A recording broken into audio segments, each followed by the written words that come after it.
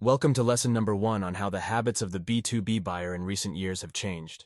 This corresponds to module 1 of the new B2B buyer, especially in post-pandemic. First of all, I would like to start with a little reflection on how it has changed. How do you think the B2B buyer has changed in recent years? And I know this has to do specifically with what has happened, not only with the pandemic, but also with all those post-pandemic and crisis elements that are affecting the way the client is making decisions. But let's remember that it also has to do with the greater number of offers on the market, and how our client has evolved in his knowledge of each of the tools he needs, or the products he needs. But what does Gartner tell us about all the research that has been done on B2B buyers and how it affects us? Before we get to that, let's look at this graph that has more to do with sellers than with buyers. They are tired.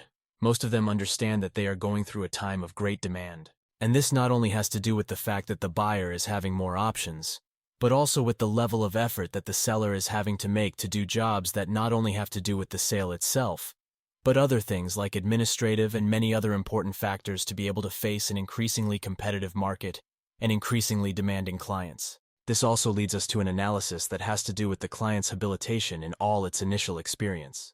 The customer journey that they are doing with the first interactions that put them in awareness and above all in knowledge of the needs that they are having. There are different types of maturity levels for different types of segments, and this is where there are many ways to face our clients again. We cannot go to the markets with the same process and with the same pipeline for all segments and for all modalities. We have to work with marketing so that we can make a much easier, proactive, and collaborative funnel with the habilitation of our clients, and that it is easy for them to be able to buy products that really solve their problems. This also leads us to the fact that there are many multi-channels, many modalities that are already helping our clients to make decisions. That is why the issue of digitization not only has to do with how much we use the tools, but how much our client is also helping them in that sense. This can also lead us to understand that so much supply that the market is having gives us a much more range of structure for the clients where they have to choose exactly what they want to choose. But also the interaction that the clients are having no longer depends only on what the sales area presents to them. There is so much information in the networks that the clients themselves prefer to go through their process, as we are seeing in the graphs, through materials, through the use of initial demos, through communications that we may be having in the databases, and that give them greater capacity to understand. But let's remember, the strongest range is that now there is much more competition. This requires us to have an understanding of our market, increasingly stronger. Relevant data. Mobile applications and online and web applications are also increasing the direct sales of B2B buyers. This must be taken into account in order to have a very adequate customer journey to what we are doing.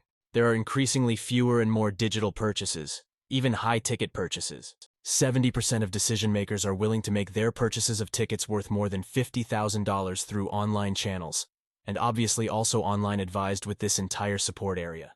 So it is very important that you understand that the process is also being adapted.